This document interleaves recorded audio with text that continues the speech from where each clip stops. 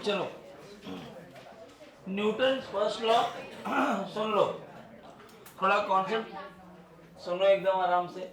Newton first law आपको आता है, मैंने बता दिया इक्विलिब्रियम होता है। सेकंड लॉ भी कराया, कंस्ट्रेंट भी करा दिया, पुली कंस्ट्रेंट, वेज कंस्ट्रेंट और स्ट्रिंग कंस्ट्रेंट। वेज कंस्ट्रेंट में क्या ध्यान रखना होता है, velocity perpendicular to the contact surface has to be same. ये वेज में लगेगा, ये याद रखना। और एक्सेलरेशन में भी यही फॉर्मूला लगता है, acceleration perpendicular to the contact surface has to be same. वहां से एक कंस्ट्रेंट रिलेशन निकालते हैं। किया ना, इस पे सवाल भी किया था लास्ट लेक्चर में ही। मुझे थोड़ा सा फटाफट से बता दो, क्या आपको सूडो फोर्स का कॉन्सेप्ट पता है? डायरेक्ट सवाल कराऊं कि कॉन्सेप्ट थोड़ा बताना चाहिए 2-5 मिनट? जो भी कॉन्सेप्ट होगा सब फास्ट ट्रैक पे चलेगा एकदम, ठीक है। जैसे पहला कॉन्सेप्ट है सूडो फोर्स। सूडो फोर्स है क्या? सूडो मतलब फेक होता है। एक्चुअली ये फोर्स को कॉम्पनसेट करने के लिए लगाया गया है, इसीलिए इसको फोर्स नाम दिया गया है। अदरवाइज ये एक फोर्स नहीं है, it is a mathematical calculation. क्या है ये? Mathematical calculation. क्यों यूज करते हैं ये कैलकुलेशन, क्या काम है इस कैलकुलेशन का? तो सिंपल समझो, जब न्यूटन साहब ने अपने सारे फार्मूले दिए ना, first law, second law, third law, तो उन सारे फार्मूले में एक चीज कॉमन थी कि ये सारे फार्मूले इनर्शियल फ्रेम में काम कर रहे थे। उनने क्या मान लिया था कि ऐसा फ्रेम जो या तो रेस्ट में रुका हो या कांस्टेंट वेलोसिटी से मूव कर रहा हो, ऐसा फ्रेम जो या तो रेस्ट में रुका हो या फिर कांस्टेंट वेलोसिटी से मूव कर रहा हो, उनके लिए ही मेरे लॉस वैलिड है। बाद में लोगों ने कहा व्हाट अबाउट एक्सेलरेटेड फ्रेम? अगर फ्रेम एक्सेलरेट कर रहा होगा तो न्यूटन लॉ तो काम नहीं करेगा। लेकिन इतने बड़े साइंटिस्ट के लॉ को फेल तो कर नहीं सकते, तो जुगाड़ लगाया लोगों ने, और उस जुगाड़ से बताया कि सूडो फोर्स करके एक कॉन्सेप्ट है। क्या है? एक मैथमेटिकल एडजस्टमेंट जोड़ा गया। उस एडजस्टमेंट की वजह से सारे फोर्सेस, जितने भी लॉज हैं न्यूटन के, फर्स्ट सेकंड थर्ड, तीनों कहाँ पर एप्लीकेबल है? नॉन इनर्शियल फ्रेम में भी। जरूरी नहीं है कि नॉन इनर्शियल फ्रेम में जो क्वेश्चन सॉल्व हो रहा है वो इनर्शियल फ्रेम में सॉल्व नहीं हो सकता। किसी भी एक्सेलरेटेड फ्रेम को आप ग्राउंड फ्रेम से भी सॉल्व कर सकते हैं, बट क्वेश्चन लेंदी हो जाता है और कॉम्प्लिकेटेड हो जाता है। तो उस कॉम्प्लेक्स और लेंदी कैलकुलेशंस को अवॉइड करने के लिए हम क्या करते हैं, हम रेफरेंस फ्रेम चेंज कर देते हैं। ऐसे रेफरेंस फ्रेम में बैठ जाए जो रेफरेंस फ्रेम एक्सेलरेट कर रहा हो। तो जब भी एक्सेलरेट करने वाले रेफरेंस फ्रेम में बैठेंगे तो क्या यूज करना पड़ेगा आपको? सूडो। क्या यूज करना पड़ेगा? सूडो। सूडो लिखते कैसे हैं, मतलब मैं वो लिख लेना, it is a mathematical adjustment. मैं बोल रहा हूँ लिखते भी चलो, it is a mathematical adjustment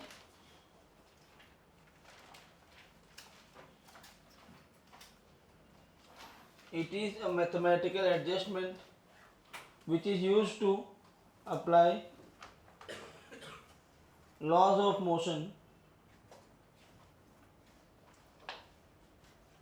which is used to apply laws of motion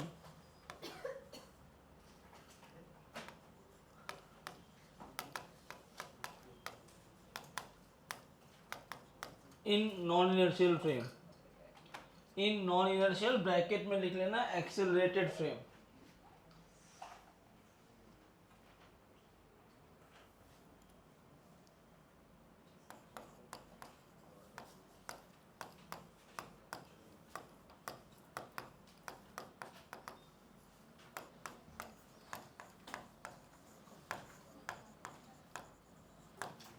ठीक है, तो सूडो फोर्स क्या कहता है? सूडो फोर्स कहता है कि मैं मैथमेटिकल एडजस्टमेंट हूँ, कोई फोर्स नहीं हूँ, लॉज ऑफ मोशन को अप्लाई करने के लिए मुझे यूज करते हैं। सूडो फोर्स का मैग्नीट्यूड कितना लिखोगे? तो उस ब्लॉक का मास जिसके ऊपर सूडो अप्लाई कर रहे हो मल्टीप्लाइड बाय उस फ्रेम का एक्सेलरेशन जिसमें बैठ के तुम देख रहे हो। ठीक है, ये हमेशा किधर लगेगा? it acts opposite to the acceleration of frame. जिस डायरेक्शन में फ्रेम मूव कर रहा होगा उसके अपोजिट काम करता है ये, ठीक है। जैसे इसमें बहुत सिंपल से स्टार्ट कर रहा हूं मैं, 5 मिनट लूंगा मैं तुम्हें समझाने को। मान लो ये एक लिफ्ट है, इस लिफ्ट के अंदर एक वेइंग मशीन लगा दिया है।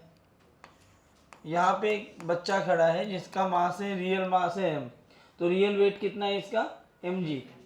अब लिफ्ट अगर ऊपर जा रही हो तो इस वेइंग मशीन की रीडिंग क्या होगी। हाँ, रीडिंग क्या, कई बार सवाल देखा होगा रीडिंग पूछता है, तो रीडिंग क्या होता है, reading is always a reaction force. बात सुन लो पहले, reading is always a reaction force. वो कौन कौन से रिएक्शन, जैसे अगर स्प्रिंग बैलेंस लगाया गया है तो जो kx की वैल्यू होगी that would be your reading. अगर किसी सरफेस पे खड़ा है तो जो नॉर्मल की वैल्यू होगी that would be your reading. कहीं भी रीडिंग वाला सवाल आ जाए तो अपने दिमाग में रखना, रीडिंग का मतलब हमेशा कौन सा फोर्स होता है, रिएक्शन फोर्स। अब ये ए से ऊपर जा रहा है, इसको दो तरीके से सॉल्व कर सकते हो। तरीका नंबर 1, मैं ग्राउंड फ्रेम से सोचूं, तो ग्राउंड फ्रेम से सोचोगे तो बच्चा भी ऊपर जाता हुआ दिखेगा, नीचे लग रहा होगा इसका वेट, ऊपर लग रहा होगा नॉर्मल। तो नेट फोर्स, अगर बच्चा ऊपर जा रहा है तो बच्चे पे नेट फोर्स कितना है, n माइनस एम जी। क्या वो ma के बराबर है, हाँ बोलो। लेकिन वो ग्राउंड फ्रेम में अगर मुझे सॉल्व ही नहीं करना हो, मैं लिफ्ट में ऐसे यहाँ बैठ के ही इसको देख रहा हूँ, तो क्या ये बच्चा मुझे बार बार रुका हुआ दिखेगा, क्योंकि मैं कौन से फ्रेम में आ गया हूँ। तो मैं क्या करूँगा, mg पहले बच्चे का नीचे लग रहा होगा, नॉर्मल ऊपर लग रहा होगा। लेकिन अब मैं इस फ्रेम में बैठा हूं तो ये मुझे रुका हुआ दिख रहा है, तो सूडो भी आएगा। सूडो किधर लगता है, एक्सेलरेशन ऑफ फ्रेम के अपोजिट। तो फ्रेम ऊपर जा रहा है, सूडो किधर लगेगा, नीचे। कितना, किस ऑब्जेक्ट पर लगा रहे हो, इस बच्चे पर जो सूडो लगा रहे हो ना, तो बच्चे का मास कितना है और एक्सेलरेशन फ्रेम का, दिस इज योर सूडो। समझा क्या, ये क्या हो गया आपका सूडो। अब मेरे लिए बच्चा रुका हुआ है तो n की वैल्यू कितनी है, mg प्लस, खत्म। तो जब भी एक्सेलरेटेड फ्रेम में होंगे तो इस तरह से सूडो को इंट्रोड्यूस करते हैं। समझ में आया क्या। एक सवाल है, जरा ये बताइए इसका आंसर क्या होना चाहिए।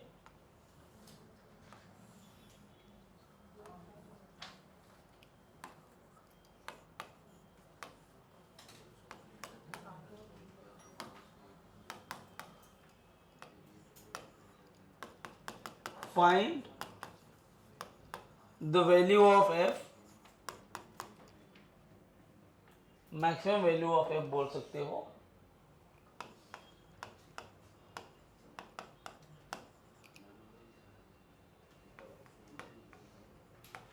m will be at rest with respect to capital M। Try करो।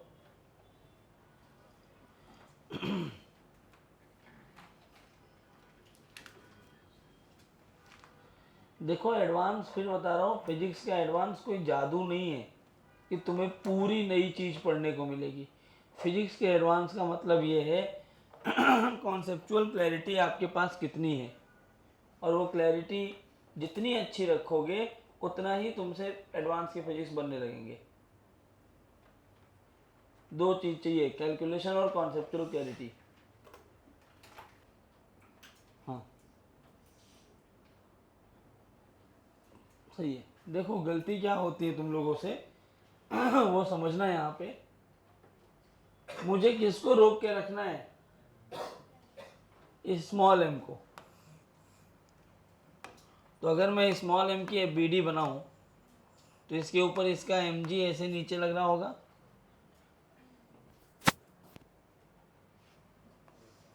इधर कौन सा फोर्स आ रहा होगा, कौन सा फोर्स आएगा। अब लोग क्या करते हैं समझो, गलती कहाँ होती है तुम लोगों से कि ये एफ से इधर जा रहा है तो सूडो फोर्स पीछे की तरफ आएगा एफ।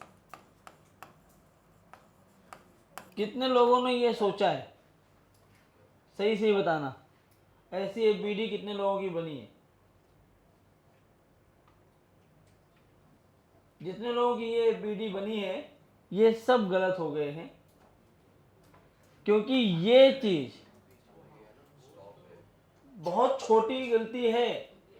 लिखना और गलत करना, जो गलत किए हो, ये छोटी गलती तुम्हारा क्वेश्चन गलत कर देगी।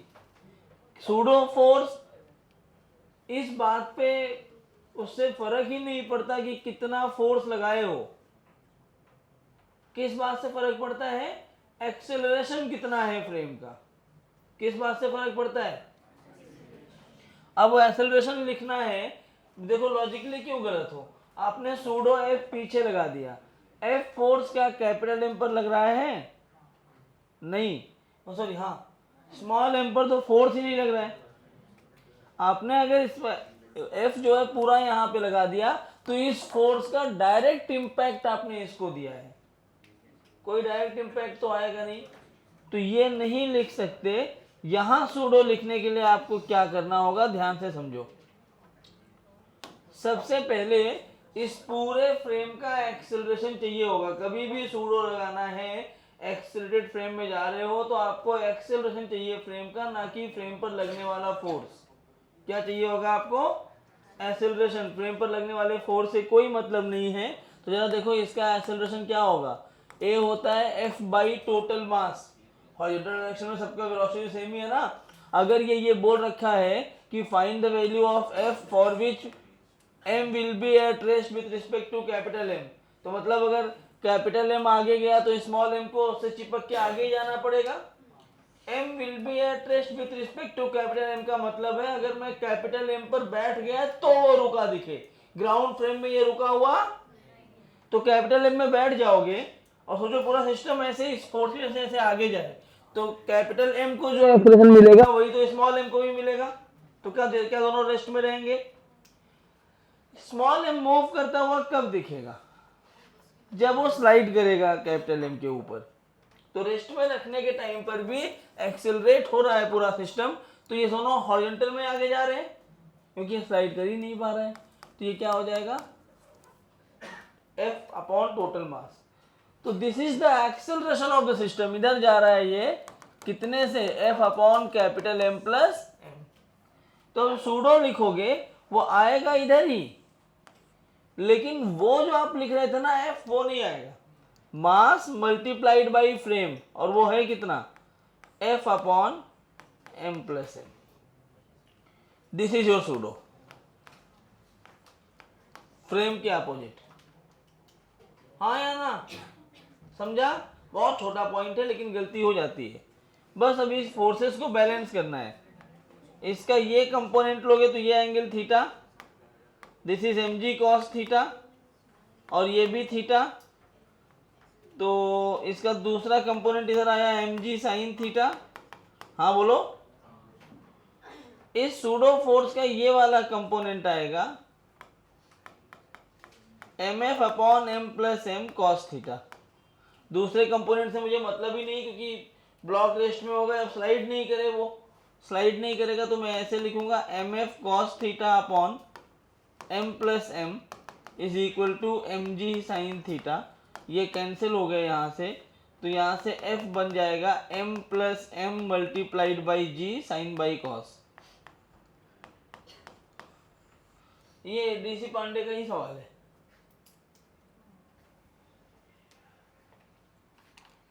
समझा कहाँ गलती होती है? कैसे? एफ लगाने से? हाँ तो सही है ना, मैं कहाँ बोल रहा हूँ गलत किया। हाँ तो क्योंकि एफ तुमने गलत लगाया था, एफ नहीं लगेगा वहां पे, एम ए लगेगा। अरे तूने नहीं लगाया, बाकी लोग भी क्लास में बैठे ना। अपने ऊपर बार बार क्यों ले लेते हो कि मैंने नहीं किया? अच्छी बात है नहीं किया, कॉन्सेप्चुअल क्लैरिटी है, नहीं किया तो।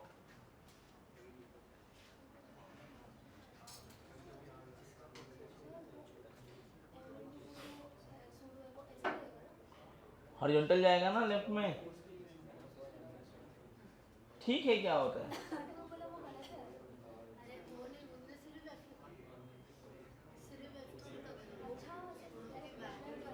सब एकदम आंख कान नाक गला बंद करके बैठे हो, बस आ गए हो। यहाँ एफ लिखा था तब मैंने गलत बोला था, सूडो फोर्स एफ नहीं होगा।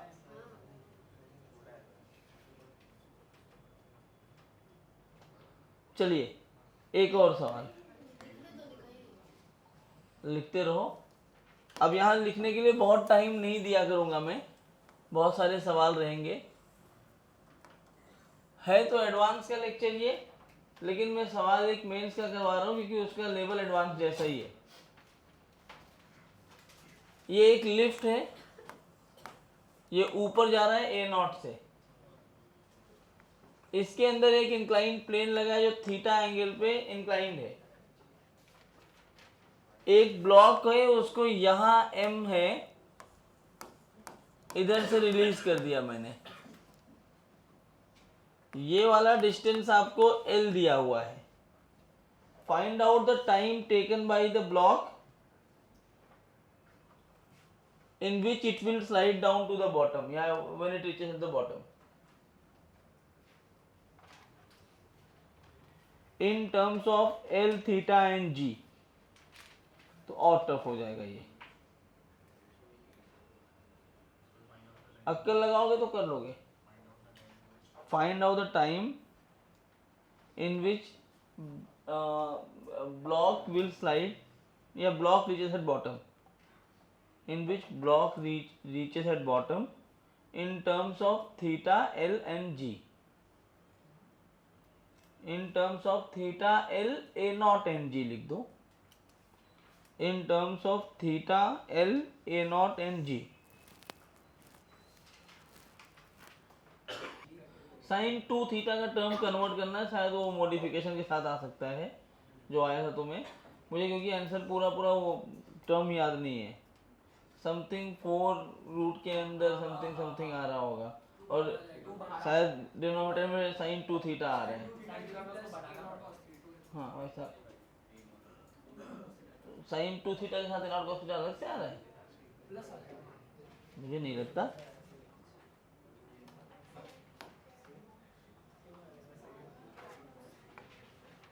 चलो मैं कराता हूँ। एक बात बताओ, इसके BD बनाओ, क्या नीचे लग रहा होगा mg? अब ये फ्रेम है कैसा, तो क्या नीचे की तरफ एक सूडो भी आ जाएगा? तो नेट फोर्स नीचे कितना हो गया? अगर मैं अब सूडो लगा दिया, इसका मतलब मैं इसी लिफ्ट के फ्रेम में चला गया, तो क्या ये बॉल खाली स्लाइड होता, ये ब्लॉक खाली स्लाइड होता हुआ दिखेगा? किस एक्सप्रेशन से स्लाइड हो रहा होगा? ये हो रहा होगा G plus A0 sine theta से स्लाइड। कितने से हो रहा होगा?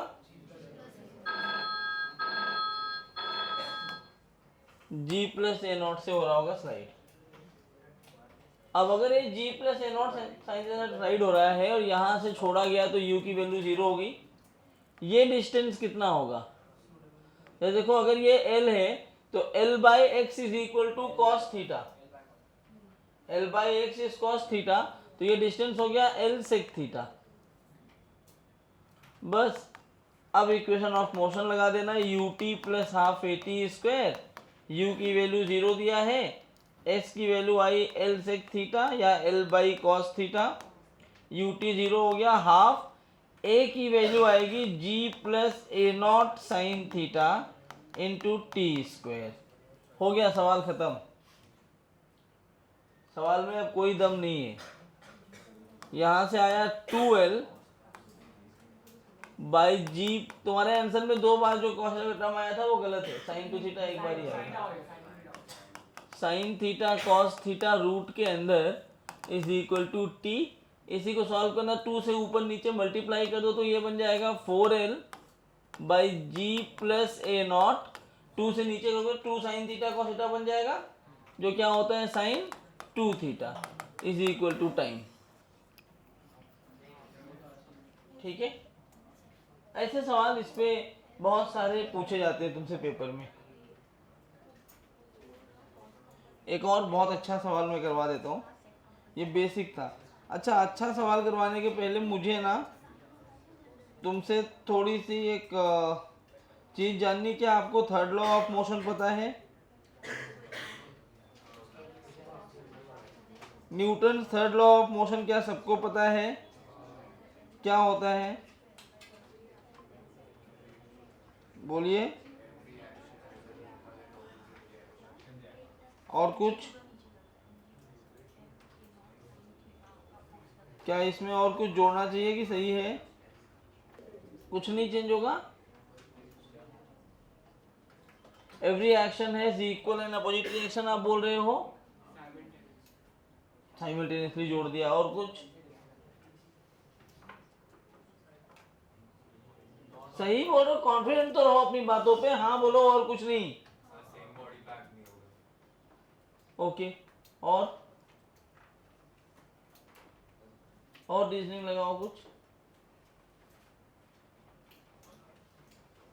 आइए एक सवाल करते हैं कि यहां पर एक ब्लॉक है एम, लिखवा नहीं रहा हूं, खाली समझा रहा हूं। नीचे की तरफ वेट कितना आएगा, ऊपर कितना फोर्स आएगा, नॉर्मल। क्या ये ब्लॉक रुका हुआ है तो normal is equal to M G है normal is equal to M G. क्या दोनों इक्वल है? क्या दोनों अपोजिट हैं? क्या ये एक्शन रिएक्शन पेयर है? ये एक्शन रिएक्शन पेयर है। तो एवरी एक्शन है इक्वल एंड अपोजिट रिएक्शन। देखो ये छोटी सी गलती जो आपने बताई ना, ये बहुत भारी पड़ जाती है। They are not action reaction pair. ठीक है, सेम बॉडी पे नहीं भी लग रहे होते तब भी एक्शन रिएक्शन पेयर नहीं होते। हाँ, नॉर्मल एक, देखो बहुत सिंपल सी बात है। There are 3 parameters to check whether third law of motion is applicable on two given forces or not. पहला जो आप सब जानते हैं, every action has equal and opposite reactions act simultaneously, पहला वाला पैरामीटर है। तो ये देखना ही पड़ेगा, पहले इक्वल अपोजिट होनी चाहिए। Second parameter is it should act on 2 different bodies. उससे आप बोल सकते हैं दोनों एक ही बॉडी पे लग रहा है, इसलिए भी ये एक्शन रिएक्शन फोर्स नहीं होंगे। लेकिन अगर ये अलग अलग बॉडी पे लगा दोगे तो भी ये एक्शन रिएक्शन फोर्स नहीं होंगे। क्यों? क्योंकि तीसरा वाला भी पॉइंट याद रखना होगा, nature of the forces has to be same. Nature of the forces has to be same. यहाँ नॉर्मल जो है वो कॉन्टैक्ट फोर्स का नेचर रखता है अपने पास, जबकि एमजी एक फील्ड फोर्स है। तो यहां बोलोगे नॉर्मल एक कॉन्टैक्ट फोर्स है, एमजी एक फील्ड फोर्स है। So they both have the different natures, that is why they are not action reaction pair. अगर मैं बोल रहा हूं एन और एमजी दोनों एक्शन रिएक्शन पेयर नहीं है, तो फिर एक्शन रिएक्शन पेयर बनेगा कैसे? तब तो अगर मैं बोल रहा हूं they are not action reaction pair, तो आपको कोई दिख ही नहीं रहा है कि नॉर्मल का रिएक्शन कहाँ है, mg का रिएक्शन क्या है। दिख रहा है क्या कुछ तुम्हें? नहीं दिख रहा है। तो अगर मैं थर्ड पैरामीटर से चेक करके बोल रहा हूं कि they are not action reaction pair, तो मैं फर्स्ट जो हमारा पैरामीटर है कि every action has equal and opposite reaction, उससे मैं फेल हो रहा हूं, क्योंकि मुझे mg का रिएक्शन तो दिख ही नहीं रहा है, नॉर्मल का रिएक्शन नहीं दिख रहा है। तो हर फोर्स का रिएक्शन कहाँ बना क्या कोई रिएक्शन? तो मैं बना के दिखाता हूं। आपने एक ब्लॉक की एपीडी बनाई है इसलिए नहीं बना, आपके पास 2 ऑब्जेक्ट हैं, ब्लॉक और सरफेस। अब तुम्हारे दिमाग में 2 चीजें घूमेंगी यहाँ पर, तब तुम समझ पाओगे। जो ऐसे अंधा याद कर लेते हो ना कि एमजी हमेशा नीचे की तरफ काम करता है, वो भी गलत है। What is MG? MG basically आया है ग्रेविटेशन से। कहाँ से आया है? अब ये चूंकि एडवांस बैच है तो इसमें मैं बता सकता हूँ, बाकी बैचेस में हम याद करवाते हो अलग बात है। mg is basically a pull force. mg क्या होता है? हाँ, उस पुल फोर्स से करता क्या है वो? mg is basically a pull force by which two bodies will try to keep a contact, समझे?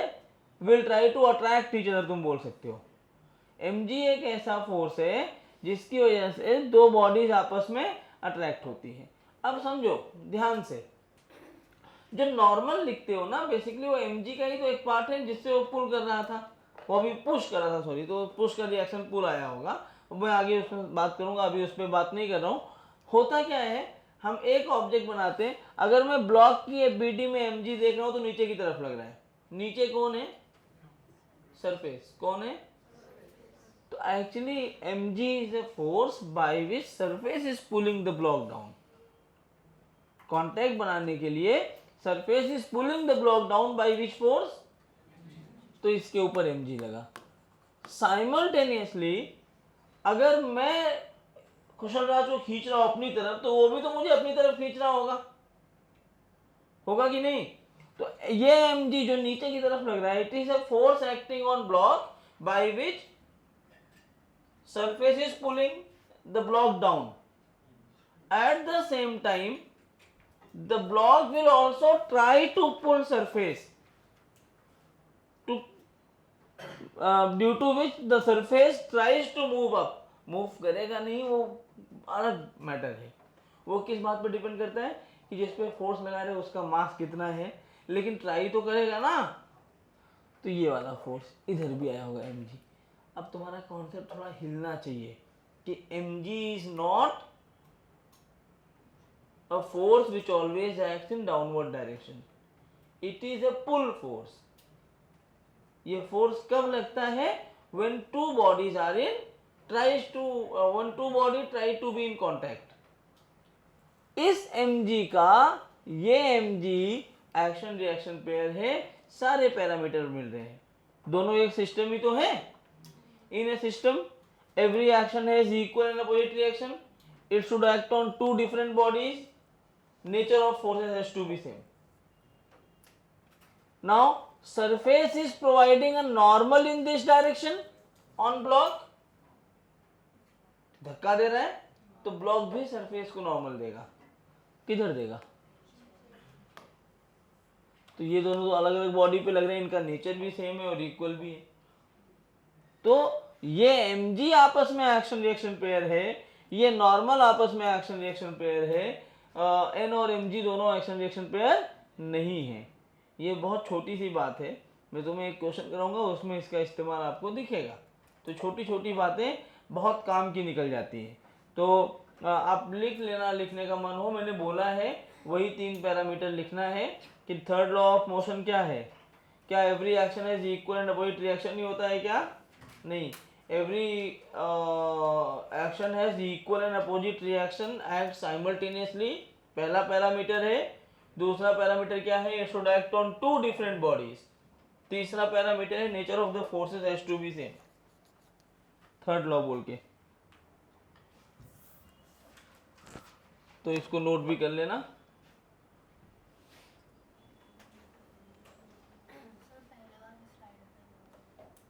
अब वो किसी से लेके लिख लेना बेटा, या लास्ट में आधे घंटे का ब्रेक होगा उसमें लिख लेना। थोड़ा स्पीड आपको बढ़ानी पड़ेगी, गियर अप नहीं करोगे तो मैं, क्योंकि फिर क्वेश्चंस कम हो जाएंगे। एडवांस में आने का मतलब नहीं है, मेरे पास 2.5 घंटे ही होते हैं, भानु सर के पास 4 घंटा है। मैं जलता हूँ इस बात से, मेरा टाइम मुझे दिया ही नहीं इस बार भी बढ़ा के।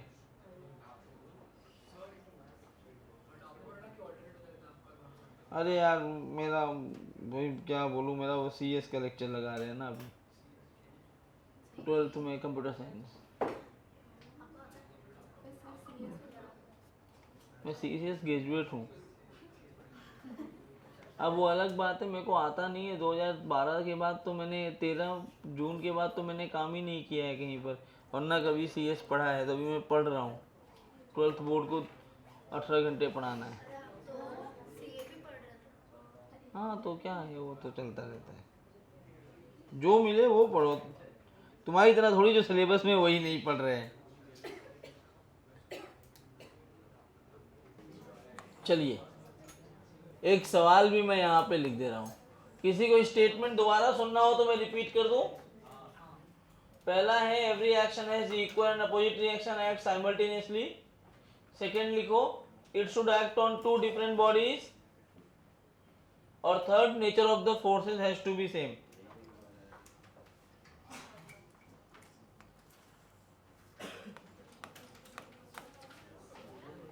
Nature of the forces has to be same.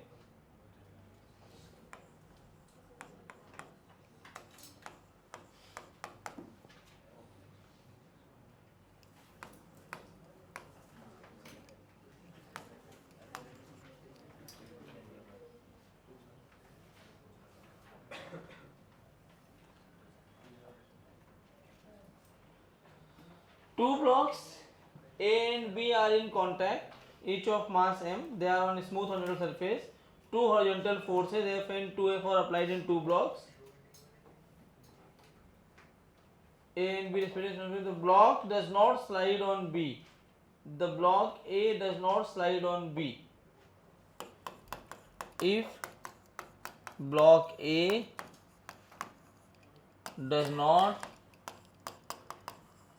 slide on B, then the normal reaction between the two block is. अच्छा सवाल है, ढंग से कर देना।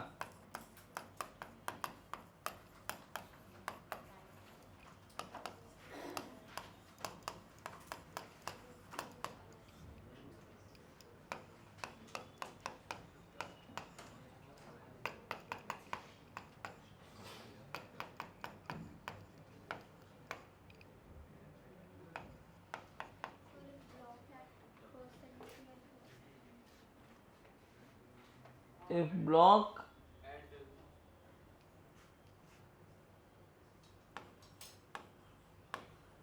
A does not slide on B,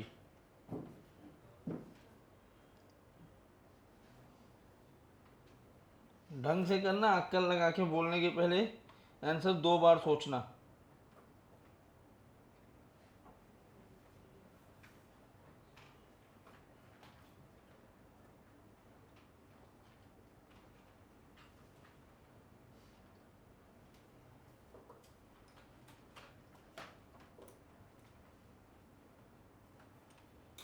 आज तुम्हें जाने के पहले ये शीट मिल जाएगी 40-45 क्वेश्चन की। एनएलएम पर मिलेगी, फ्रिक्शन पे एनएलएम वाला कर लो, फिर फ्रिक्शन देता हूँ। अभी मैं बहुत काम कर रहा हूँ तुम्हारे लिए, हालांकि वो कारगर नहीं होगा, तुम्हारे जूनियर्स के लिए बहुत काम हो जाएगा। मैं लेक्चर वाइज सब कैटेगरी बांट दे रहा हूँ कि लेक्चर 1 में इतना ही पढ़ाना है, 2 में इतना ही पढ़ाना है, 3 में कोई भी टीचर पढ़ाएगा वही पढ़ाएगा, और पढ़ाने के बाद तुरंत DPPs 15 क्वेश्चन उसी पर बेस, जो घर से करके आना है, तो पूरा मैं बना रहा हूँ। क्या? हाँ हाँ हाँ,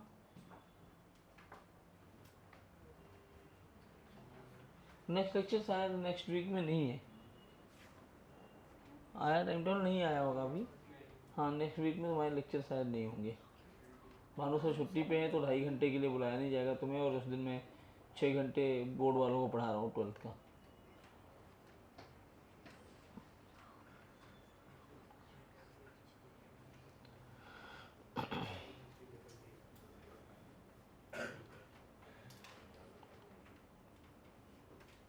देखो आओगे ना तो यहाँ फ़ायदा होगा। अभी कल मुझसे बहुत सारे लोग पूछ रहे थे, पता नहीं कौन कौन था, कि आप एडवांस में क्या, तू थी, कोई किसी ने पूछा था आप एडवांस में क्या क्या पढ़ाओगे।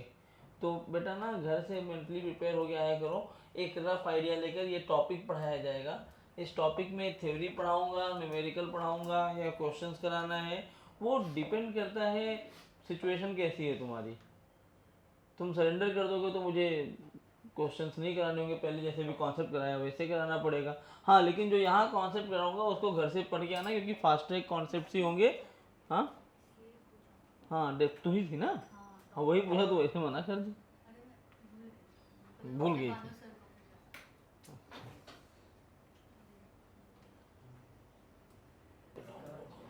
चलिए मिलके करते हैं।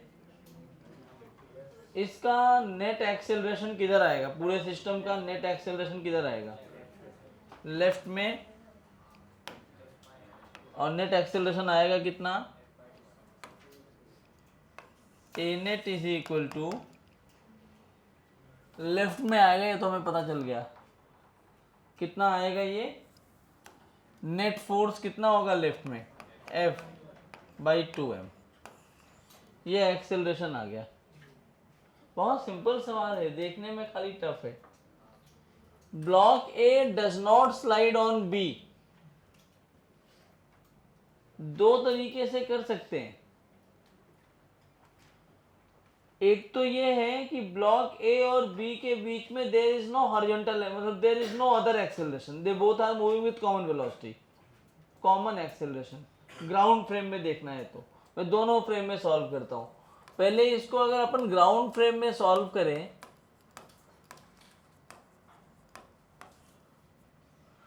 तो ग्राउंड फ्रेम में अगर ये दोनों नहीं मूव कर रहे हैं तो इस ए के लिए FBD बनाओ। तो अगर मैं ए वाला ब्लॉक लेता हूं ग्राउंड फ्रेम में, तो यही तो ब्लॉक है अपने पास, इधर ऐसे ना, पूरा मैं नहीं बना रहा हूं, लो पूरा बनाने का मन है तो पूरा बना लो। ये वाला ब्लॉक तो है ए जिसका मास है m, इसके ऊपर इस डायरेक्शन में ऐसे फोर्स लग रहा है F।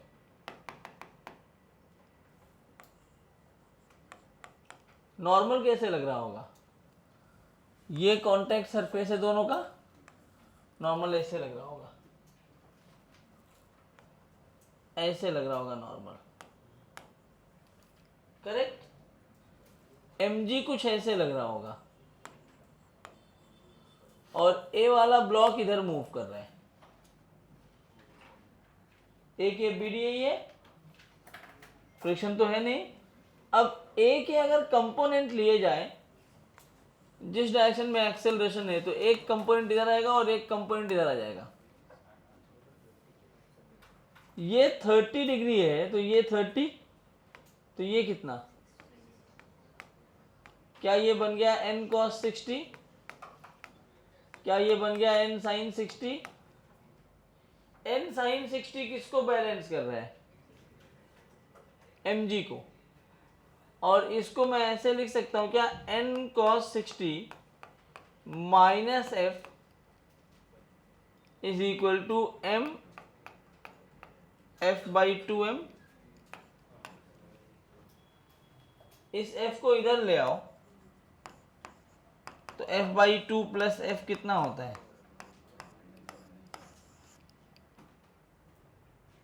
ये ग्राउंड फ्रेम में सॉल्व किया बेसिकली, सही बात है ना। कौन से फ्रेम में सॉल्व किया, अब मुझे सूडो फोर्स में देखना होता तो क्या देखता मैं,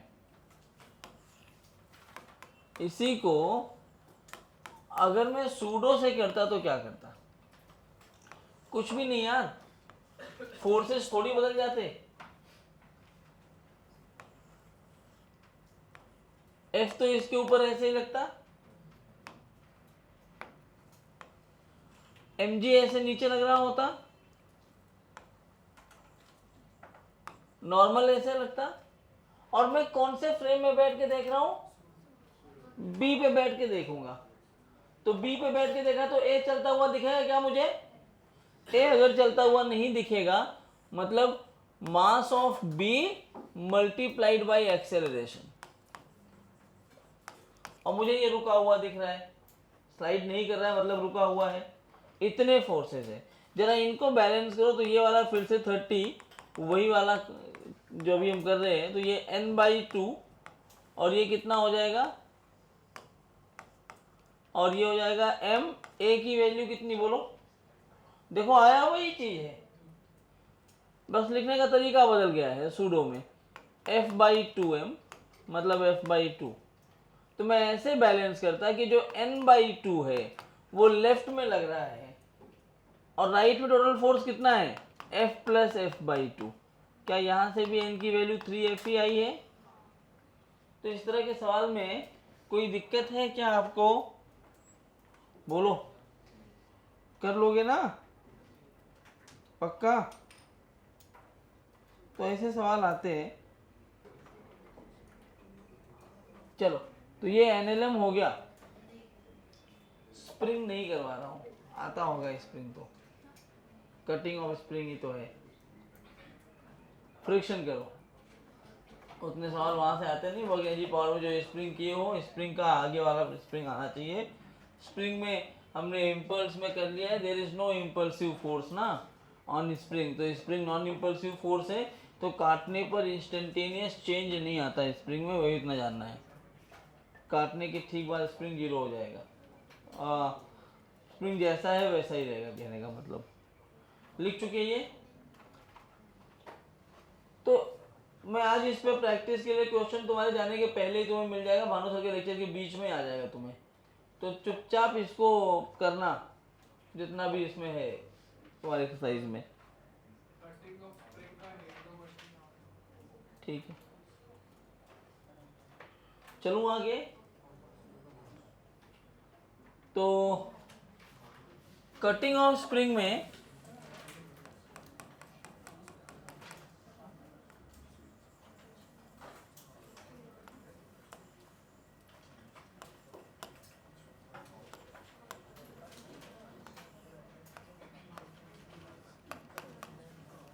ऐसे एक सवाल है, एक स्प्रिंग है, स्प्रिंग का कांस्टेंट के ले लो, इस स्प्रिंग से जुड़ा हुआ है एक 2m का मास और दूसरा n फिक्स्ड है रिजिड सपोर्ट से, फिर एक 1 kg का मास स्प्रिंग और स्ट्रिंग मतलब 2 kg 1 kg के बीच में एक स्ट्रिंग से जोड़ा गया है। अगर मैं इसको काट दूं तो मैं और पूछूं find acceleration of block just after string is cut, ऐसे सवाल तो मैं एक करवा के दिखा देता हूं। पहले इन सवाल को आपको सॉल्व करने के लिए इनको दो पार्ट में ब्रेक करना चाहिए, एक जस्ट बिफोर कट और दूसरा जिस टाइम पे काट रहे हो, काटने के ठीक पहले, अब कटने वाला है उसके पहले, और एक बार जब कट जाए तब, दोनों बार तुम्हें ये चीजें करनी होंगी। और ये बताओ काटने के ठीक पहले क्या हुआ होगा, क्या इक्विलिब्रियम में है? अरे रिश्ते में भी कटता है, सब सेटल रहता है ना पहले, क्यों राजवीर, सही है? अरे पूछने के बाद तुम लोग ऐसा शर्माया, तो बच्चे हो क्या छोटे तुम लोग अभी? मोक्षित बताओ। तो जब इसको नहीं काटा गया है, तो जब तक ये नहीं कटा है ये इक्विलिब्रियम में है, सब स्टेबिलिटी के साथ चल रहा है। अगर स्टेबल है, ये इक्विलिब्रियम में है, तो इसकी एफबीडी बना के दिखा देता हूँ। ये 1 kg, नीचे क्या लग रहा होगा G, तुम्हारी मर्जी, तुम 10 लिख देते, ऊपर लग रहा होगा टेंशन T। इक्विलिब्रियम में है तो क्या T is equal to G लिखा जाएगा। अच्छा, ये 2 kg वाला ब्लॉक अगर मैं लेता हूं तो नीचे क्या आया 2G, ऊपर क्या आएगा kx, एक और चीज आएगा नीचे T जिसकी वैल्यू कितनी है G। तो यहां से kx कितना आ गया। अब आपको ये याद रखना होता है जब भी सवाल आए कि अगर जो स्प्रिंग है, स्प्रिंग, उसमें कोई भी फ्री एंड नहीं है, क्या याद रखोगे, स्प्रिंग में अगर कोई भी फ्री एंड नहीं है तो स्प्रिंग में इंस्टेंटेनियस चेंज नहीं आता।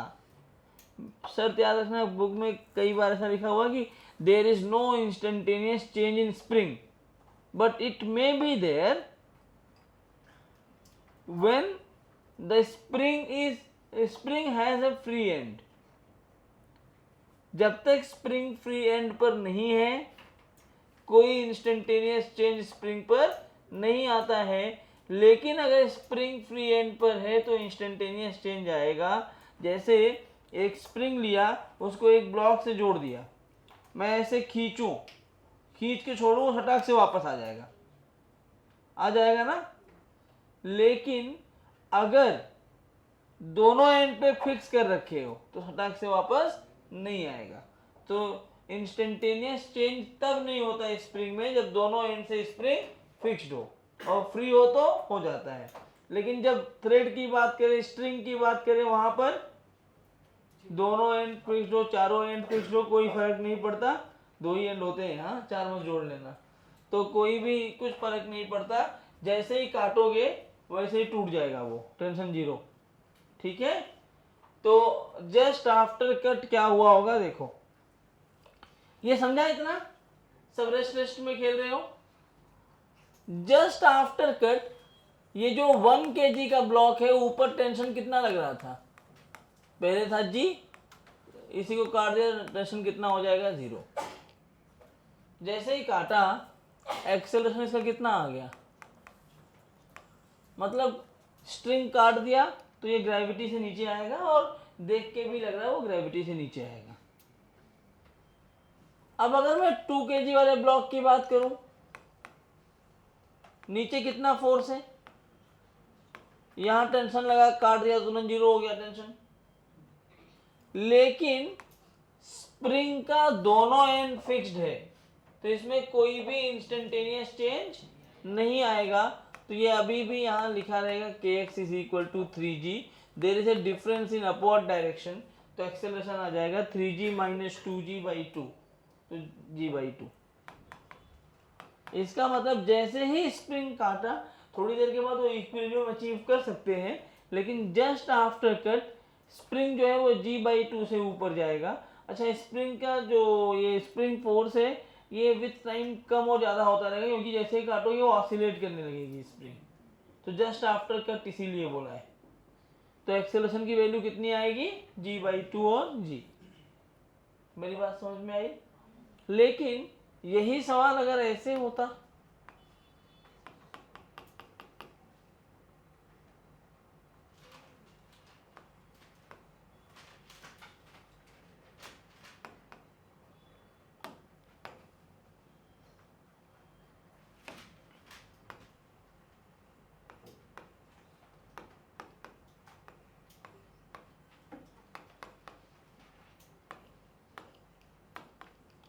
सवाल वही है। अब किसको काट दिया मैंने? हाँ, तो बीच वाले को काट दिया, तो बताओ क्या होगा काटने के ठीक बाद? सवाल जो है ना, ये बहुत ही सिंपल तरीके से सॉल्व हो सकता है। जरा देखो, जस्ट बिफोर कट की मैं बात कर रहा हूं। 1 kg की एफबीडी पर क्या है? फटाफट से, खाली तुम्हें एफबीडी आना चाहिए भाई। जी और ऊपर टी, और टी की वैल्यू भी कितनी होनी चाहिए? जी, क्योंकि रुका हुआ है ना। 2 kg की एफबीडी बनाओगे तो नीचे अब मैं डायरेक्ट लिख दूं, चलेगा क्या? कि नीचे 3g आ गया, या चलो 2g प्लस टेंशन जिसकी वैल्यू g है, तो यहाँ पे kx कितना आया होगा? 3g। 3 kg का जब ब्लॉक बनाओगे तो नीचे आया होगा 3g प्लस ये वाला टेंशन भी 3g, ऊपर t। तो क्या यहाँ से इसको t डैश ले लो, तो क्या इस t डैश की वैल्यू 6g नहीं आ गई? कोई दिक्कत किसी को यहाँ तक है तो पूछ लो। अच्छा, जस्ट आफ्टर कट क्या हो जाएगा? जैसे ही आप कट करोगे, सोचो ये कट किया, तो ये 2 kg वाले पे kx की वैल्यू होगी 0, हाँ या ना? यही डिफरेंस होता है किसके किसके बीच में? स्प्रिंग में और स्ट्रिंग में। यहां kx 0 हो जाएगा तुरंत, जैसे ही ये kx 0 हुआ, टेंशन इंस्टेंटेनियसली चेंज हो जाता है। ये स्ट्रिंग तुरंत स्लैक करेगी, और तुरंत स्लैक करने पे इनके बीच का टेंशन 0 हो जाएगा। समझ में आ रहा है क्या? अगर तुम्हें इनका टेंशन 0 नहीं करना है, तो तुम ये बोल सकते हो कि ये दोनों एक सिस्टम की तरह काम करने लगेंगे जस्ट आफ्टर कट। तो सिस्टम पे नीचे कितना फोर्स लग रहा होगा कटने के बाद? 3g। ऊपर कौन था पहले? kx। क्या अब kx गायब हो गया है क्योंकि फ्री एंड बन गया? तो नीचे 3g है, तो 3g a is equal to 3g/3m, 3g/3। तो a की वैल्यू कितनी आ गई? g। तो जस्ट आफ्टर कट ये दोनों g से जाने लगे, मैकेनिकल सॉर्टेड हो गया पूरा। यहां पर कितना फोर्स था, kx तो 0 था और ये 3g लग रहा था। देखो कटने के पहले ऊपर t डैश की वैल्यू कितनी थी, लेकिन जैसे ही काटोगे टेंशन तो तुरंत चेंज हो जाता है ना। जैसे ही काटोगे टेंशन अपने आप को चेंज करके 3g के बराबर लगा लेगा कि मैं तो रुका ही रहूंगा। नहीं समझा, नहीं समझा, फिर से बताऊं। ये काटा, काटने के बाद ये ऐसा सिस्टम बन गया होगा भाई, ये सवाल तुम्हें आना चाहिए।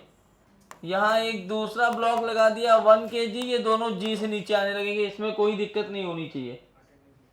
है क्या इसमें कोई दिक्कत? नहीं है ना।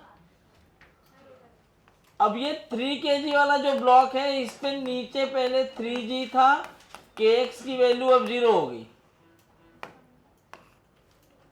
इस पूरे पर नीचे की तरफ आया 3g, ऊपर kx था पहले, अब 0 हो गया। दोनों को एक सिस्टम मान लिया। ये kx अभी 0 हुआ, जैसे ही kx 0 होगा टेंशन अपने आप को एडजस्ट करता है। कितना भी एडजस्ट करेगा, स्ट्रिंग स्लैक तो नहीं हो सकती ना, नेगेटिव नहीं आ सकता ना, तुरंत कम करेगा और थट से कम करके किसके बराबर कर लेगा, जितना नीचे फोर्स लग रहा था। नीचे कितना फोर्स था तो ऊपर भी कितना लगा लेगा, जिससे इसका एक्सप्रेशन कितना हो जाए। एक्सट्रीम केस में जब स्ट्रिंग टूट जाएगी तब का केस अलग है। पतले धागे से बांधा होगा तो टूट जाएगी तो वो भी जी से नीचे आएगी, लेकिन तो जब तक नहीं बोलेगा जबरदस्ती थोड़ी नहीं मैं तोड़ ही दूंगा कुछ भी हो जाए। समझ आया नहीं आया? कोई दिक्कत है तो पूछ लो। ये अपनी लैंग्वेज में लिख लेना कि spring force can not change instantly if both ends are fixed.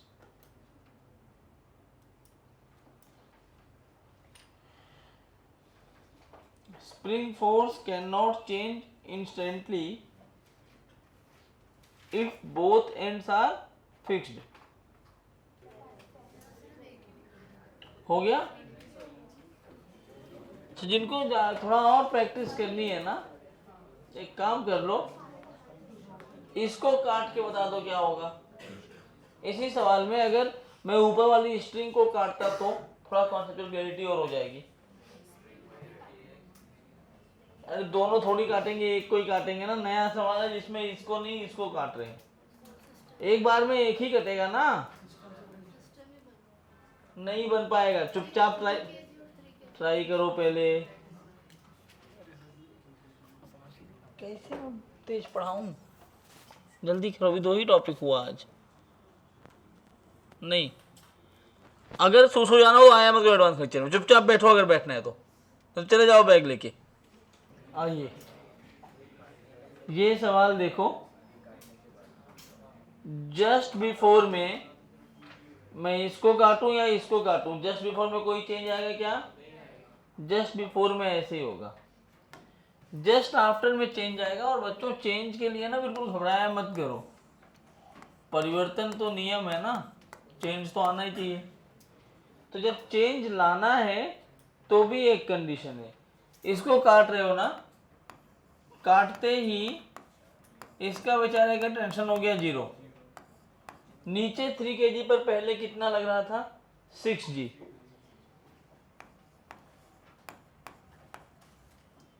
ठीक है, जैसे इसको काटा होगा ये टेंशन 0 हो गया। ये kx था, kx दोनों एंड पर फिक्स्ड है तो इंस्टेंटेनियस चेंज नहीं आएगा। काटने के बाद ये टेंशन तो 0 हो गया, लेकिन ये kx में कोई भी चेंज, और kx में चेंज नहीं आया तो ये नीचे जाएगा। और नीचे कितने से जाएगा, 6g/3। अगर मैं इस 2 kg की बात करूं तो देखो 2 kg पर पहले कितना फोर्स था, टेंशन था। अभी मैं टेंशन नहीं लिख रहा हूं क्योंकि टेंशन अपने आप को एडजस्ट करता है। ऊपर kx था और kx की वैल्यू यहाँ पर 3g है, अभी भी कोई चेंज नहीं आया, तो इसको 3g है तो टेंशन अपने आप को g करके बैलेंस करके a को 0 कर देगा। और यहाँ अगर 0 हुआ तो 1 kg पर कोई दिक्कत ही नहीं है, 1 kg पर नीचे g लग रहा था, इसको भी बैलेंस कर देगा वो, क्योंकि टेंशन तो वही आ गया। समझ में आया क्या? तो इसमें just after cut 3 kg will move down with 2g, others remain constant. आपको पता भी है कि फ्रैक्शन ऑफ सेकंड के लिए देखोगे, जैसे ही इसको काटोगे ये ब्लॉक नीचे आएगा, जब तक ये कॉम्प्रेस नहीं होगी स्प्रिंग तब तक नीचे वाले के मोशन में कोई भी इफेक्ट नहीं आएगा। समझा क्या? तो ये कटिंग ऑफ स्प्रिंग के सवाल होते हैं। मुझे उम्मीद है कि आप कटिंग ऑफ स्प्रिंग के सवाल कर लोगे। आगे बढ़ते हैं,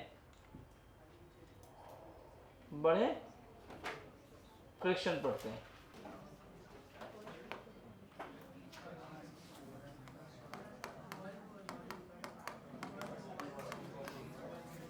देखो फ्रिक्शन के बारे में जो 3 चीजें याद रखनी है, सबसे पहले friction wants to keep two objects together, to keep them together it में सपोर्ट और alter the motion of an object. Friction का मेन काम क्या होता है? दो ऑब्जेक्ट को साथ में रखना। साथ में रखने के लिए वो सपोर्ट भी कर सकता है और अपोज भी कर सकता है। अभी हम रोटेशनल पढ़ रहे हैं, इतना हमें समझ में आ गया कि रिलेटिव स्लिपिंग को अपोज करता है। क्या करता है वो? रिलेटिव स्लिपिंग को अपोज करने का काम कौन करता है? फ्रिक्शन। समझ में आया क्या?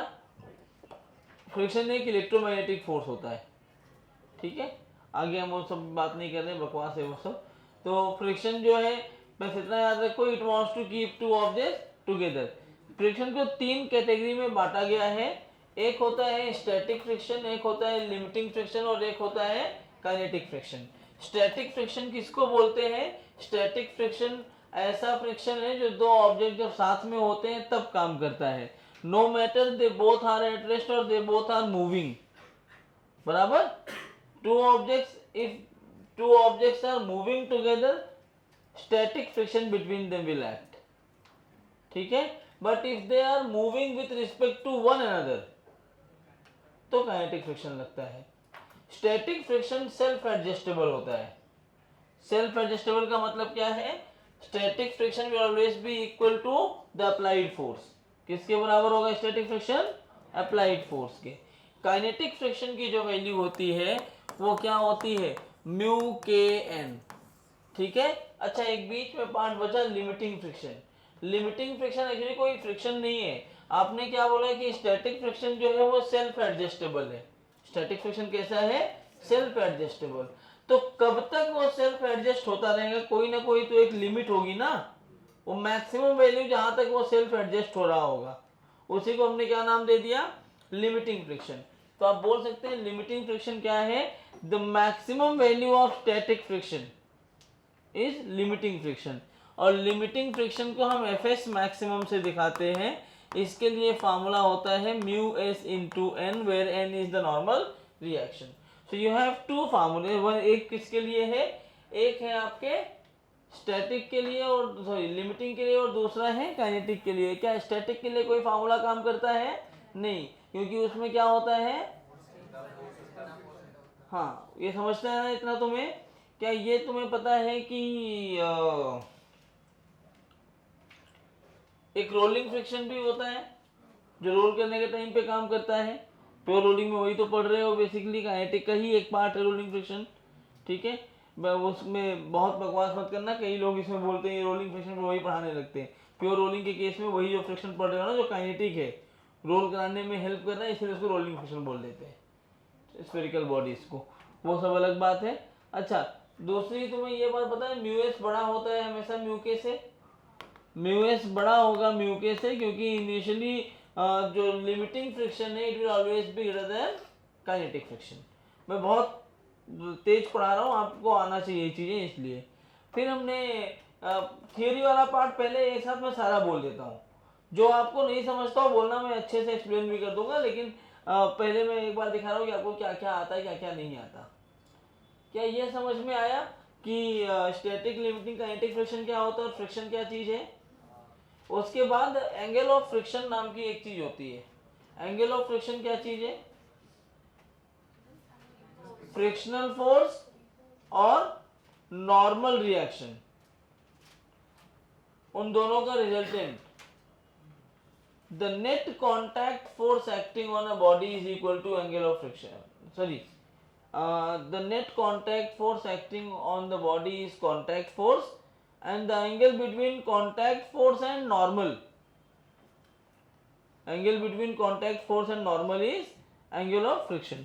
क्या चीज बोल रहा हूँ यहाँ मैं लिख के दिखा भी देता हूँ, जैसे एंगल ऑफ फ्रिक्शन क्या होता है, फटाफट से एक तुम्हें बता रहा हूँ कि आप इतना ऐसा ना हो कि सब भूल भूल के क्वेश्चन सॉल्व करने जाओ, इसलिए एंगल ऑफ फ्रिक्शन में जैसे ये है एक ब्लॉक M, इस ब्लॉक पर देखा जाए तो नॉर्मल ऐसे लग रहा होगा, mg नीचे लग रहा होगा, फ्रिक्शन मान लो इधर लग रहा है, मैक्सिमम फ्रिक्शन की वैल्यू कितनी है म्यू एन, तो ये जो नेट लाइन होगी दिस इज FC, FC मतलब हो गया कांटेक्ट फोर्स, क्या होता है FC, तो ये कांटेक्ट फोर्स है, तो इस FC की वैल्यू होगी कितनी, root over N square plus F square, in case of maximum value N बाहर आ जाएगा, रूट के अंदर 1 प्लस म्यू, ठीक है। अब ये जो एफ सी है वो जितना एंगल बनाना होगा ये नॉर्मल के साथ में थीटा, इसी थीटा को अपन क्या बोलते हैं, एंगल ऑफ फ्रिक्शन, इसी थीटा को अपन क्या बोलते हैं, एंगल ऑफ फ्रिक्शन, ठीक है। इसी थीटा को क्या बोलते हैं हम लोग, एंगल ऑफ फ्रिक्शन। इस एंगल ऑफ फ्रिक्शन की वैल्यू मैं निकाल सकता हूँ, देखो ये tan थीटा लिखोगे तो ये लाइन ऐसे बन जाएगी, ये म्यू एन है तो ये भी म्यू एन हो जाएगा, तो tan थीटा की value mu N by N base upon adjacent ना opposite upon adjacent, N N cancel हो गया, tan थीटा की वैल्यू क्या होती है म्यू। आप बिल्कुल परेशान मत होना, ये यू म्यू कुछ होता है नहीं, ये खाली दिखाने के लिए है, ठीक है। इसमें दूसरा पार्ट है एक और चीज, एंगल ऑफ रिपोज, बस थियरी वाला पार्ट खत्म हो जाएगा अब। Angle of repose, angle of repose क्या चीज होती है, जैसे मैं ऑब्जेक्ट को ऐसे रखा हूँ फिर ऐसे ऐसे घुमा ऊपर उठाना शुरू किया तो एक पर्टिकुलर पॉइंट तक उसको रोक के रखेगा, उसके बाद वो गिरना चालू कर देगा ना, तो maximum angle of elevation up to which object is stationary, तो ये क्या होता है, द मैक्सिमम एलिवेशन ना लिख के इसको इंक्लाइन लिख देता हूं, up to which object is stationary. और निकालते कैसे हैं, तो मान लो ये थीटा एंगल है, यहाँ एक ब्लॉक M है, यहाँ पे फ्रिक्शन है म्यू, तो ये नीचे किस फोर्स से आ रहा होगा, इधर क्या लग रहा होगा, अरे बोलो, इधर क्या पीछे आएगा फ्रिक्शन जिसकी वैल्यू हो जाएगी म्यू एन, एन की वैल्यू यहाँ पे mg cos थीटा है। अगर इसको रोक के रखना है तो क्या mg sin theta has to be equal to mu mg cos theta, mg cancel हो गया, tan थीटा की वैल्यू कितनी आ गई। अब कुछ लोग इन दोनों को देख के कि दोनों tan थीटा म्यू है, इनका फार्मूला रट्टा मारते हैं, बोलते हैं दोनों एक ही चीज है। भाई फार्मूला वाइज दोनों सेम आए हैं लेकिन दोनों चीजें अलग अलग हैं। आई होप मेरी बात समझ में आ रही होगी, दोनों अलग अलग चीजें हैं ना। अगर ये दोनों अलग अलग चीजें हैं तो ये क्या कहना चाहता है, मैं अभी बहुत सारे सवाल मैं तुम्हें करवाऊंगा। मान लो ये कोई एंगल दिया होगा और बोलेगा find out the acceleration of block, तो आप ये चेक कर सकते हैं कि इस सरफेस के लिए एंगल ऑफ रिपोज कितना है। मान लो तुम्हारा थीटा आ गया 37 डिग्री, कितना आ गया 37, और ये गिवन थीटा है 45, मतलब रिपोज का एंगल कितना है 37, उसके आगे तो गिरना चालू हो जाएगा। यहाँ पे वही लिखा ना, तो maximum angle of incline plane up to which block remain stationary, तो मैक्सिमम वो 37 तक स्टेशनरी रहेगा। गिवन कितना है अपने को 45, तो 37 डिग्री के बाद अगर जो मैं उठा रहा था तो क्या वो गिरना चालू हो जाएगा, तो बॉडी एक्सेलरेट होगी। लेकिन अगर एंगल ऑफ रिपोज की वैल्यू 37 डिग्री आई और इंक्लाइन प्लेन 30 डिग्री है तो तुम बिना सॉल्व किए बोल सकते हो कि बॉडी रेस्ट में है। समझ में आया क्या, कोई दिक्कत। आपको एक और चीज पता है क्या, pull is easier than push, पता है ना ये, हाँ ये जानते रहो। क्यों ऐसा होता है, क्योंकि पुल में फ्रिक्शन की वैल्यू कम हो जाती है, कम रहती है, क्योंकि नॉर्मल कम होता है। पुल के केस में नॉर्मल की वैल्यू डिक्रीज होती है, इससे फ्रिक्शन कम हो जाता है। फ्रिक्शन कम हुआ तो फ्रिक्शन को ओवरकम करने के लिए आपको फोर्स भी कम लगाना पड़ेगा। लेकिन जब आप किसी को पुश करते हो तो उस केस में क्या होता है, आपका नॉर्मल बढ़ जाता है। नॉर्मल बढ़ गया तो फ्रिक्शन बढ़ गया, और फ्रिक्शन बढ़ गया तो आपका रिक्वायर्ड फोर्स भी बढ़ जाएगा। तो ज़्यादा फोर्स लगा के खींचना टफ काम होता है, कम फोर्स लगा के खींचना आसान काम होता है। इसलिए पुल जो है आसान होता है पुश से। इतना ही है कंडीशन, जो लिखा हुआ है इतना ही फ्रिक्शन में जानना है, बाकी क्वेश्चंस करने हैं। तो फिर से एक बार 2 मिनट, 3 चीजें याद किया हमने। पुल इज देन पुश होता है, स्टैटिक फ्रिक्शन क्या होता है, सेल्फ एडजस्टेबल होता है, अप्लाइड फोर्स के साथ चेंज होता रहता है। लिमिटिंग फ्रिक्शन क्या है, स्टैटिक फ्रिक्शन की मैक्सिमम वैल्यू जहां तक वो साथ में रहते हैं। काइनेटिक फ्रिक्शन तब लगता है दोनों एक दूसरे के रिस्पेक्ट में मूव करने लगते हैं। फिर हमने पढ़ा कि एंगल ऑफ रिपोज वो एंगल है जहां तक ब्लॉक रुका रहता है। Maximum angle of inclination up to which it is stationary. Angle of friction क्या होता है, नॉर्मल फोर्स और नेट कांटेक्ट फोर्स के बीच का एंगल होता है। ठीक है, अब एक सबसे सिंपल से सवाल से स्टार्ट करता हूं मैं कि एक मेरे पास m मास है, m मास का एक ऑब्जेक्ट है, इसको मैं F फोर्स लगा रहा हूं थीटा एंगल पर, म्यू फ्रिक्शन दिया हुआ है। Find minimum force in terms of mu. Find minimum force in terms of mu to move the block. Find minimum force in terms of mu.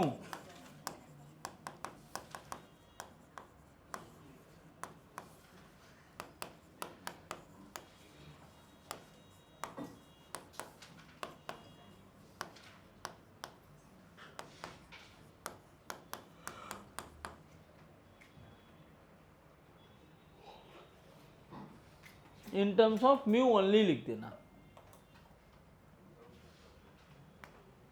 मतलब no use of theta. Answer में theta नहीं आना चाहिए, बिना solve किए answer मत देना। आया था वही, वही आया। हाँ सर, आओ देखो,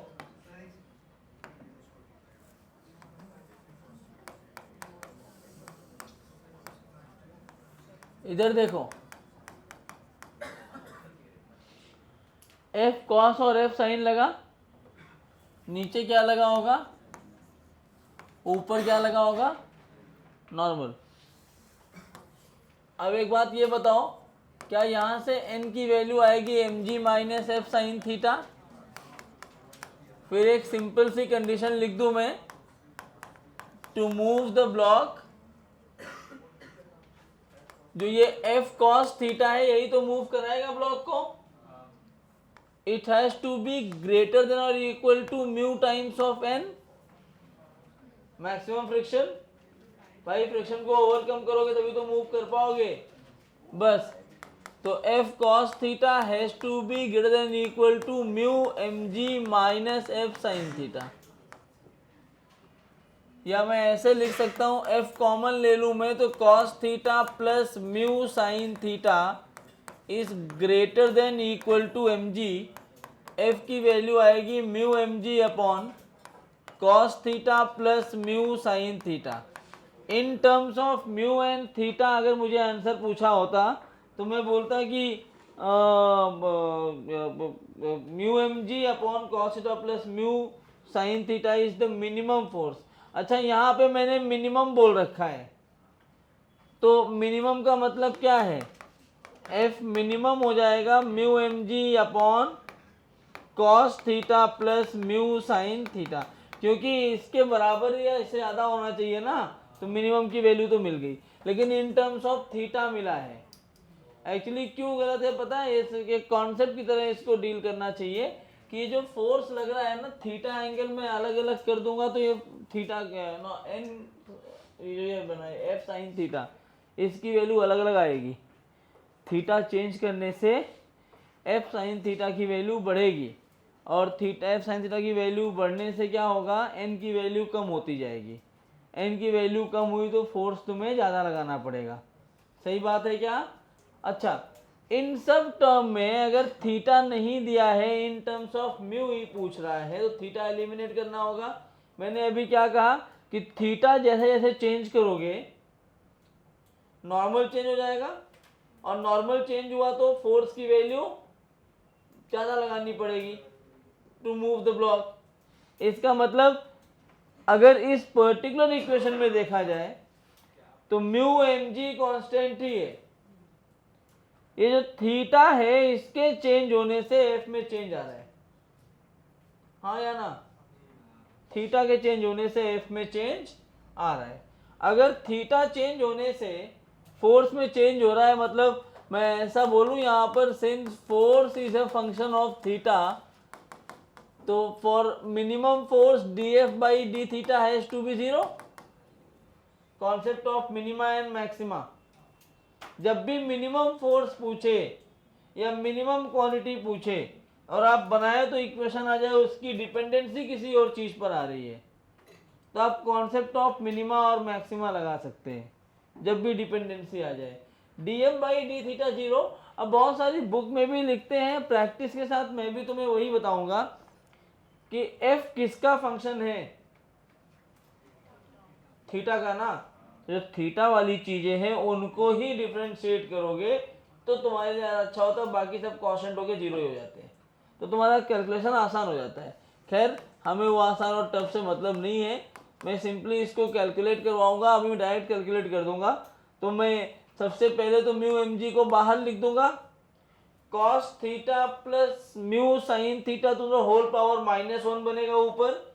जब इसको डिफरेंशिएट करोगे तो माइनस, और नीचे आ जाएगा cos theta plus mu sine theta to the whole square multiplied by D theta of cos theta plus mu sine theta is equal to 0। ये पूरा टर्म जाके इधर 0 ही बन गया ना। एफ की डिपेंडेंसी किस पर थी, थीटा पर, तो क्या खाली थीटा वाले टर्म्स को ही डिफरेंशिएट करोगे, वही तुम्हें एक डिफरेंशिएटर की तरह काम करेगा, ये याद रखना। तो इसको सॉल्व करोगे तो आएगा minus sine theta plus mu cos theta is equal to 0, या टेन थीटा की वैल्यू कितनी आ गई। एक टर्म आपको बार बार टेन थीटा म्यू मिल रहा है, कुछ लोग रट्टा मार लेते हैं, अच्छा ये याद कर लेते हैं म्यू हर जगह काम कर रहा है, तो हर जगह काम करने से मतलब नहीं है, इसको याद मत रखना, इसको एक क्वेश्चन की तरह ही सॉल्व करना। तो म्यू टेन थीटा है, इसका मतलब ये म्यू और ये 1, तो ये कितना, तो यहां से देखो कॉस थीटा की वैल्यू क्या आएगी, और साइन थीटा की वैल्यू क्या आएगी। ठीक है क्या, यहां रखो। एस सी वर्मा का सवाल है ये, cos theta 1/1 plus root over this, sine theta तो म्यू इंटू म्यू स्क्वायर बन जाएगा, और सब कैंसिल वैंसिल होके ये बनाएगा root over 1 plus mu square is equal to F minimum. Substitute करके चेक कर लेना। एस सी वर्मा में आई थिंक क्वेश्चन नंबर 17 है या 9 है, ऐसा कुछ है, मुझे याद नहीं है, 17 या उससे ऊपर होगा, नोट करो। आइए इधर पहले केस में since μ1 and μ2 both are same, आवाज नहीं, μ1 एंड μ2 बोथ आर सेम, तो अगर ये ए से गया तो ये भी ए से जाएगा, they both will have same acceleration, और वो एक्सेलरेशन कितना होगा, g माइनस μ1 नहीं g sine theta minus μ1 plus μ2 in bracket फिर कॉस थीटा। सही है ना। दोनों का एक्सप्रेशन बराबर होगा क्या? हाँ ना भाई, कितना सोच क्यों रहे हो? लेकिन दो ऑब्जेक्ट के बीच में नॉर्मल कब लगता है और क्यों लगता है? जब पीछे वाले ब्लॉक का एक्सेलरेशन ज्यादा होता है तो नॉर्मल लगता है, अदरवाइज नॉर्मल नहीं लगता। पहले केस में नॉर्मल की वैल्यू होगी 0। पहले केस में नॉर्मल होगा 0। ये सवाल मैंने आपको उन दोनों को यहाँ खड़ा करके प्रॉपर एक्सपेरिमेंट के साथ सिखाया था, फिर नहीं बताने वाला हूँ। मलाड में ही बताया था मैंने दोनों को निकाल के प्रॉपर एक्सपेरिमेंट के साथ। If two objects are in contact only, it does not mean that there will be normal between them. if they are moving तो भी नॉर्मल हो भी सकता है और नहीं। कंडीशन क्या है? अगर पीछे वाला तेज चले तब तो आगे वाले को धक्का मार के ले जाएगा, सही बात है। नॉर्मल 0 होगा, यहां पे लिखो because they are moving with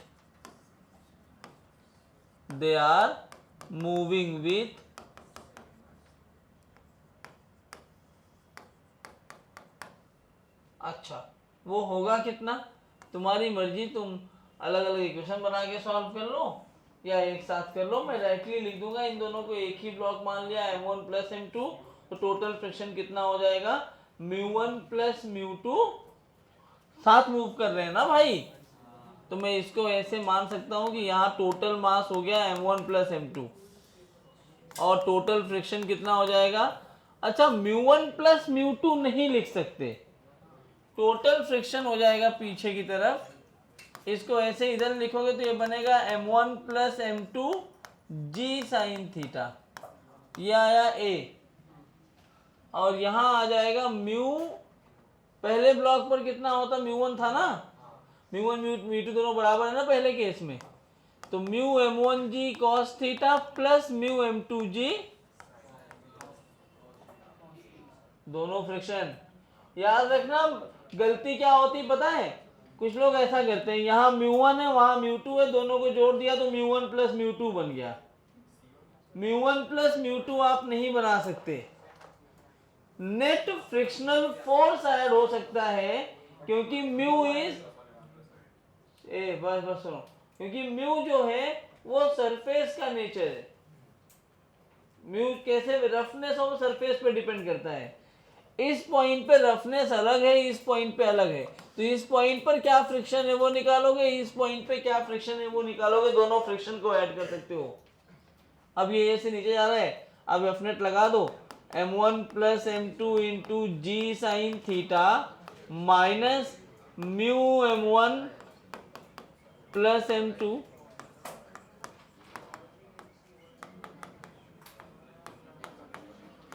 देखो जरा एक्सेलरेशन जो है वो इंडिपेंडेंट है मास के, दिख रहा है।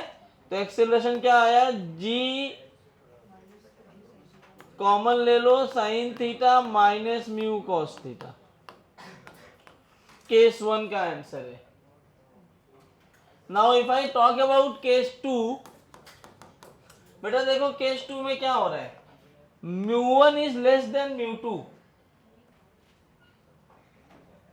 μ1 छोटा है, तो जहां पे μ1 छोटा है क्या उसका फ्रिक्शन भी छोटा हो जाएगा, फ्रिक्शन छोटा हो जाएगा तो रिक्वायर्ड फोर्स कम चाहिए उसको चलाने के लिए। तो यहां जो फोर्स मिल रहा होगा उसमें A1 बड़ा है A2 से, देयरफॉर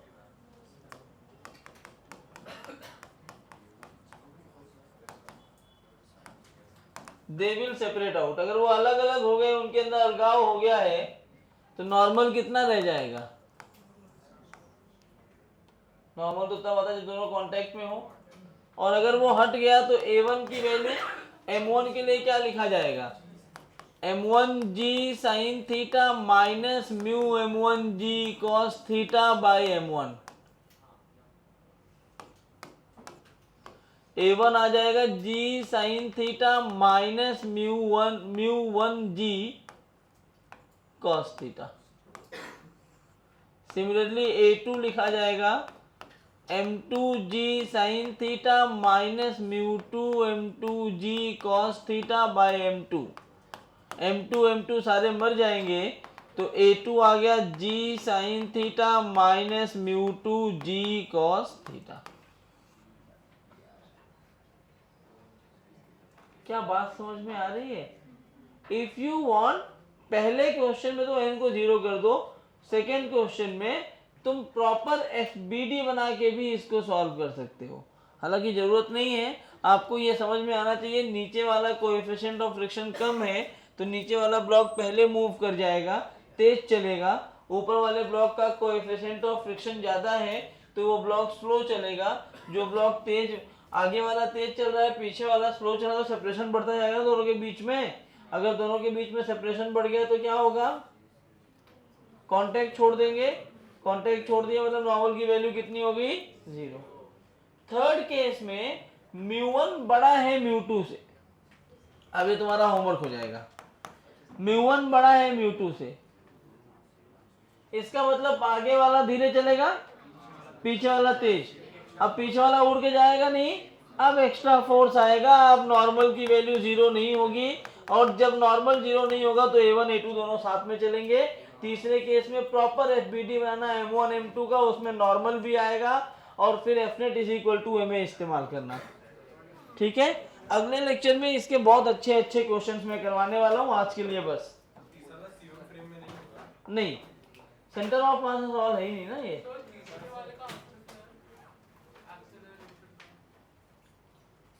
अब वो निकालना पड़ेगा, मुझे याद नहीं है। इसमें नहीं है तो मुझे सॉल्व करवाना पड़ेगा।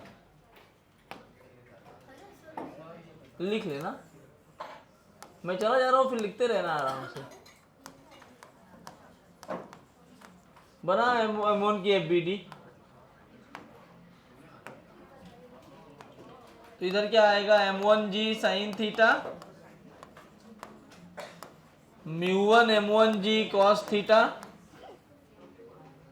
और ऊपर वाला ब्लॉक इधर देगा नॉर्मल। ये ब्लॉक इधर जा रहा है A से, तो M1G sine theta minus μ1 M1G cos theta plus n M1A। अब मैं इक्वेशन लिख दे रहा हूँ, सॉल्व कर लेना। सॉल्व मैं नहीं कर रहा हूँ। अगर ये M2 है तो इधर आ जाएगा आपका M2G साइन थीटा, पीछे आ जाएगा n और पीछे ही आ जाएगा μ2 M2G कॉस थीटा। ये भी नीचे आ रहा है, A से ही आ रहा है, तो M2G sine theta minus n minus μ2 M2G cos theta is equal to M2A। बराबर ना? 1 + 2 कर दो। जब जोड़ोगे तो क्या कैंसिल हो रहा है? माइनस n और प्लस n कैंसिल हो रहा है। ये बन रहा है M1 + M2 G sine theta minus M1 + M2।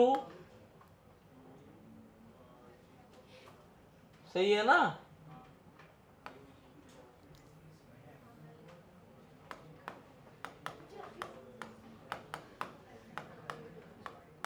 ये आएगा ना?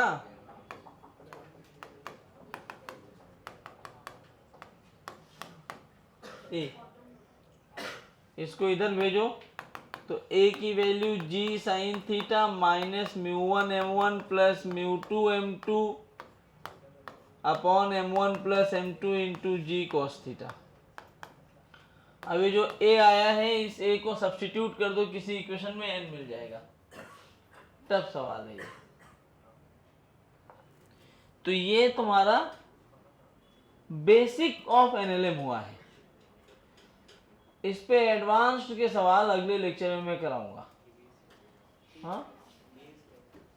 हाँ, मेंस भी नहीं मानो इसको, ये बेसिक है।